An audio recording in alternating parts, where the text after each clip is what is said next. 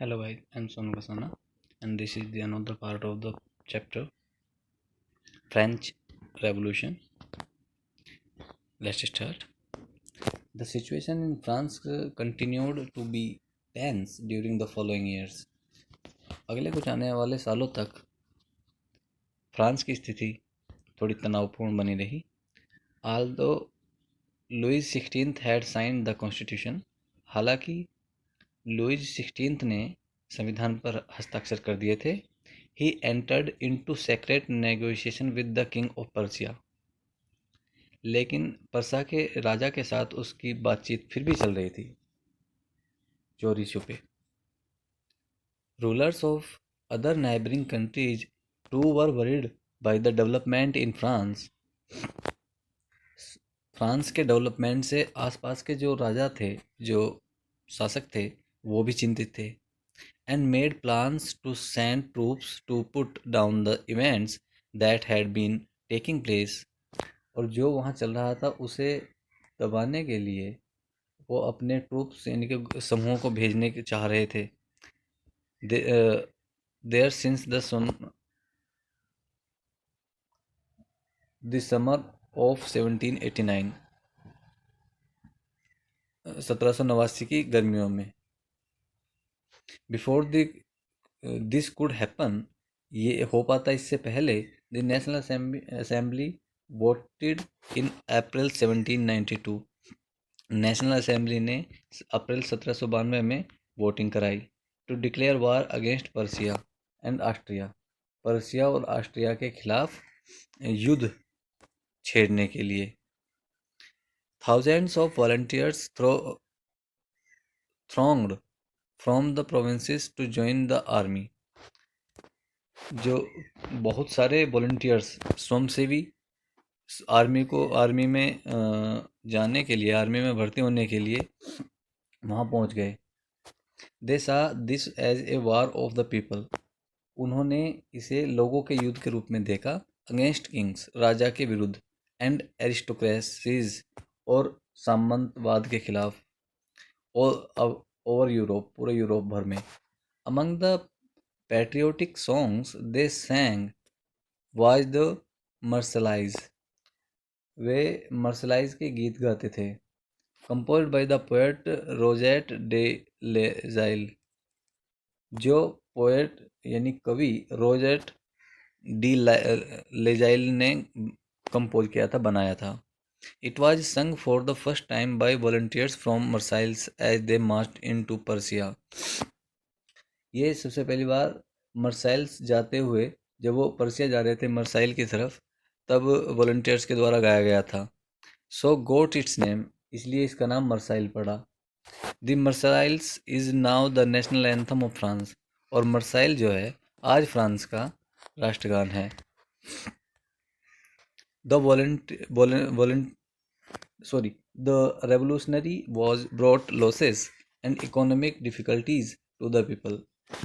जो रेवोल्यूशनरी थे उन्होंने जो रेवोल्यूशनरी युद्ध थे उन्होंने लोगों के लिए लॉसेस यानी कि नुकसान और आर्थिक समस्याएं पैदा की. While the men were away fighting at front, जब आदमी घर से दूर लड़ रहे थे, women were left to cope with the task of earning a living. तो औरतों को एक मतलब लिविंग यानी कि कमाई का जरिया ढूंढना पड़ा, उन्हें अपनी कमाई करनी पड़ी. And looking after their families, और उन्हें ही अपने परिवार का भरण पोषण करना पड़ा. Large sections of the population were convicted that, बहुत बड़ा हिस्सा पॉपुलेशन का इस बात से कन्विक्टेड था, इस बात को मानता था कि the revolution had to be carried further, कि जो रेवोल्यूशन है उसे आगे ले जाया जाना चाहिए. एज द कॉन्स्टिट्यूशन ऑफ 1791, जैसा कि 1791 का कॉन्स्टिट्यूशन कहता है, गेव पॉलिटिकल राइट्स, जो उन्हें राजनीतिक अधिकार प्राप्त थे, only to the richer section, वो केवल रिचर सेक्शन यानी कि अमीर वर्ग को, कुलीन वर्ग को ही थे. Okay.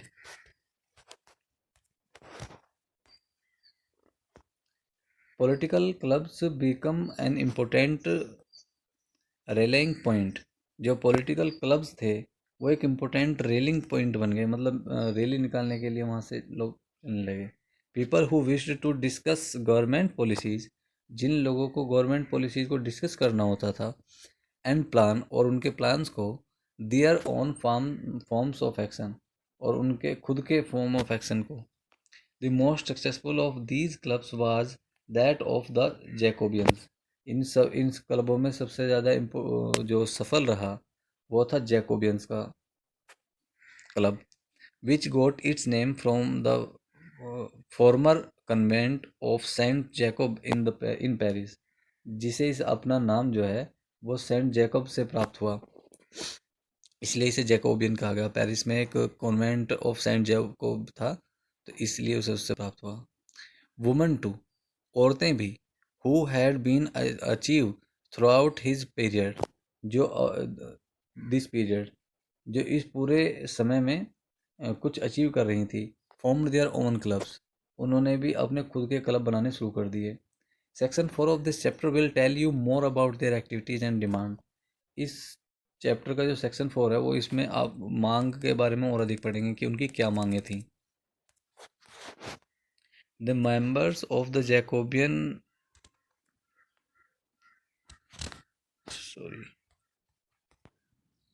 The members of the Jacobean club belonged mainly to the less prosperous section of the society.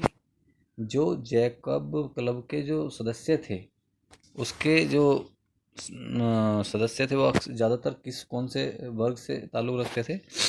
Weaker, कमजोर, सॉरी प्रोस्पेरस, यानी कि धनाढ्य, कुलीन। They include small shopkeepers, less prosper, sorry कम जो धनाढ्य थे यानी गरीब लोग थे उनसे ताल्लुक़ रखते थे।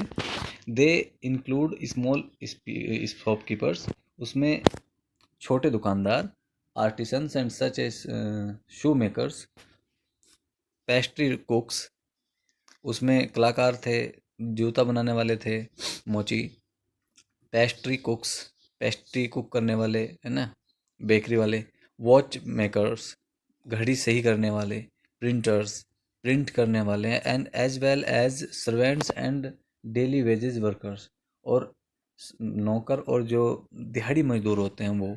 There leader was Maximilian Robespierre, उनका लीडर कौन था? मैक्सिमियन रोबेस्पियर था।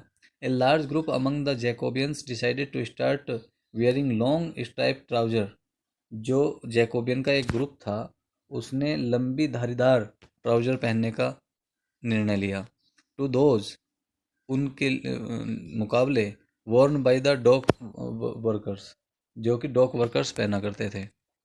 This was to set themselves apart from the fashionable section of the society, ये जो था उन्हें फैशनेबल सोसाइटी से थोड़ा अलग करता था, स्पेशली नोबल्स, खास करके नोबल्स से, हु वोर नी ब्रीचेस, जो घुटनों तक की पैंट पहना करते थे। It was a way of proclaiming the end of the power, ये बात शक्ति के समाप्ति को दर्शाती थी, मतलब ताकत के अंत को दर्शाती थी। Power wielded by the wearers of the knee breeches, जो नी ब्रीचेस की मतलब जो घुटनों तक पैंट पहनने वाले लोग थे उनकी ताकत की समाप्ति को दर्शाती थी। These Jacobins came to be known as sans culottes, इन्हें सेंस क्लोट्स के नाम से जाना जाता था। लिटरली जिसका मीनिंग जो इसका शाब्दिक अर्थ होता है दोज विदाउट नी ब्रीचेस, जो बिना घुटने वाले। Sense क्लूटोन्स mean men wore in addition the red cap, जो सेंस क्लूटोन्स थे वो लाल टोपी भी पहना करते थे। दैट सिम्बलाइज्ड लिबर्टी, जिसका मतलब था आज़ादी। Women however were not allowed to do so, लेकिन औरतों को ऐसा करने की मनाही थी, ऐसा करने का उन्हें अनुमति नहीं थी।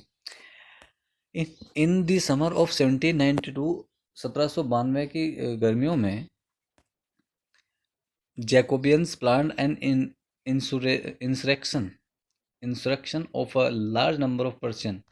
तो जैकोबियन ने एक इंस्ट्रक्शन प्लान किया जिसमें a large number of persons who were angered by the short supplies, जो सप्लाई की कमी से क्रोधित थे, and high prices of food, और खाने के ऊंचे दामों से, मतलब खाने की कम सप्लाई होने की वजह से और दाम बढ़ जाने की वजह से क्रोधित थे। On the morning of August 10 they stormed the place of the Tuileries, massacred the King's Guard। 10 अगस्त की सुबह उन्होंने टुलरीज और मास्कर्ड पे मतलब आक्रमण किया, है ना, आंदोलन कर दिया। द किंग्स गार्ड, किंग्स के गार्डों पर, एंड हेल्ड, उन्होंने मार डाला उन्हें, and held the king himself as hostage for several hour, और कई घंटों तक राजा को भी होस्टेज बनाए रखा, बंधक बनाए रखा। Later the assembly voted to imprison the royal family, और बाद में जो असेंबली थी उसने शाही परिवार को जेल में डालने का फरमान सुना दिया। ठीक है, समझ आ रही बात सबको? Okay, thank you. Elections were held, elections किया कराए गए।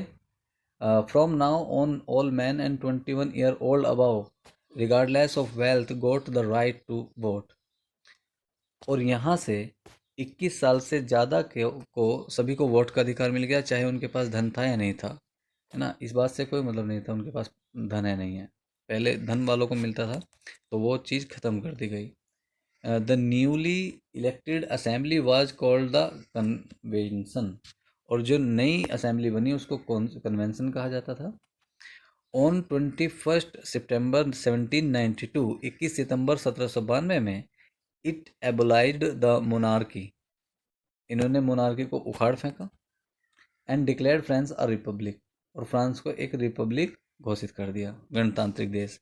एज यू नो, आप जानते ही हैं, republic is a form of government. Republic एक सरकार की एक अवस्था होती है where the people elect the government including the head of the nation या गवर्नमेंट, जहाँ जनता चुनती है सरकार को और सरकार के मुखिया को भी। ठीक है, there is no hereditary monarchy, इसमें कोई हेरिडिटरी मोनार्की नहीं होती। मोनार्की मतलब राजशाही, और हेरिडिटरी मतलब वंशानुगत, मतलब ऐसा नहीं होता कि राजा का बेटा राजा बन जाएगा। You can try and find out some other countries that are republic and investigate when and how they become so. आप देख सकते हो कि कुछ और देशों के बारे में जान सकते हो कि कौन सी देश रिपब्लिक हैं और वो कब रिपब्लिक बने। Louis 16th was sentenced to death by a court on the charge of treason। Treason के चार्ज में लुइस 16th को मौत की सजा सुनाई गई। On 21 January 1793 he was executed publicly। 1793 में 21 जनवरी 1793 में उसे फांसी पर लटकाया गया, वो भी पब्लिक के बीच में, at the place de la Concorde, जगह थी de la Concorde. The queen Marie Antoinette met with the same fate shortly after, और कुछ समय बाद मैरी एंटोनी को भी यही भाग्य प्राप्त हुआ, यानी उसके साथ भी इसी तरह से किया गया। द रेन ऑफ टेरर, आतंक का शासन। The period from 1793 to 1794 is referred to as the reign of terror. 1793 से 1794 का जो समय है उसे आतंक का शासन कहेंगे। Robespierre followed a policy of severe control and punishment. जो रॉबस्पियर था उसने सेवर कंट्रोल यानी कि एक तरह से पूर्ण नियंत्रण और दंड वाली नीति का चयन किया। All those whom he saw as being enemies, उन सभी को जिसे वो दुश्मन मानता था ऑफ द रिपब्लिक, गणतंत्र का, एक्स नोबल्स, एग्जाम्पल के तौर पे आप कुलीन वर्ग को मान लें, क्लैरिजी वर्ग को मान लें, members of other political parties मान लें, even members of his own party, चाहे खुद के ही पार्टी के मेंबर्स रहे हों, वो did not agree with his methods, जो उसके तरीकों से सम्मति नहीं रखते थे, वर अरेस्टेड, उन्हें अरेस्ट कर लिया गया, इम्प्रिजेंड जेल में डाल दिया गया and then tried by a revolutionary tribunal, और उन्हें एक रेवोल्यूशनरी ट्रिब्यूनल में ट्राइड किया गया। ट्रिब्यूनल मतलब एक गुफा। If the court found them guilty, अगर सरकार कोर्ट को वो गिल्टी मिलते, मतलब उनकी अगर अपराध साबित हो जाता, देवर ग्यूलोटिन्ड, उन्हें ग्यूलोटिन किया जाता। द ग्यूलोटाइन इज ए डिवाइस, ग्यूलोटाइन का एक डिवाइस था कंसिस्टिंग ऑफ टू पोल्स, जिसमें दो पोल होते थे, दो खंभे होते थे, एंड ए ब्लेड, और एक ब्लेड लगा होता था, with which a person is be headed, जिसमें आदमी का जो सर है वो अलग कर दिया जाता था। It was named after doctor Guillotin who invented it, और इसको डॉक्टर गुलियोटिन जिन्होंने इसे इन्वेंट किया था उसके नाम पे ही इसका नाम रखा गया था। Robespierre's government issued law placing a maximum ceiling on wages and prices.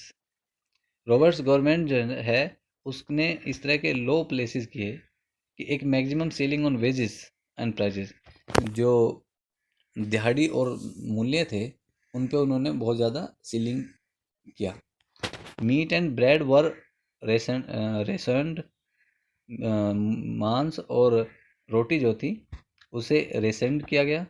Peasants were forced to transport their grain to the cities and sell it, जो पीजेंट्स थे, किसान थे, उन्हें अपने अनाज को ट्रांसपोर्ट करने के लिए और बेचने के लिए मजबूर किया गया। It at price fixed by the government, सरकार के द्वारा फिक्स किए गए दाम पर। ठीक है। The use of the expensive white floor was forbidden, और जो यूज था किस चीज़ का, जो सफ़ेद आटा था उसके मना कर दिया गया। All citizens were required to eat the pain d'egalite, यानी इक्वालिटी ब्रेड, सभी को समान रोटी खाने का अधिकार था। A loaf made of whole wheat, जो पूरे आटे से बना था, मतलब उसमें ऐसा नहीं था कि उसे अलग अलग किया गया होगा छान करके। Equality was also sought to be practised through forms of speech, भाषण में भी समानता को महत्ता दी गई, एंड एड्रेस, और संबोधन में भी। Instead of the traditional monsieur sir and madam, all French man and woman were henceforth citoyen and citoyen citizens, जितने भी फ्रांसीसी आदमी और औरतें थी वो सब सिटीजन हो गए। चर्चेज वर शट डाउन, चर्चों को बंद कर दिया गया, चर्च को, and their buildings converted into barracks और ऑफिसेस, उनकी जो बिल्डिंग्स थी उन्हें या तो बैरक यानी कि जेल बना दिया गया, या ऑफिसेस या कार्यालय बना दिए गए।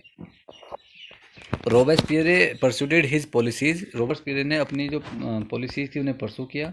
सो relentlessly that even his supporters began to demand moderation, इतनी बुरी तरह से कि उसके खुद के जो सपोर्टर थे वो भी मॉडरेशन यानी कि बदलाव की मांग करने लगे। Finally he was convicted by a court, और आखिरकार उसे एक कोर्ट के द्वारा कन्विक्टेड किया गया। इन जुलाई 1794, 1794 जुलाई में अरेस्टेड, उसे अरेस्ट किया गया, and on the next day, और अगले दिन सेंट टू द ग्यूलोटाइन में भेज दिया गया। ठीक है, उसको भी वही सजा दी गई जो वो स्वयं लोगों को देने में अच्छा समझता था। Okay guys, thank you very much. Please like and subscribe if you like the video. Thank you very much.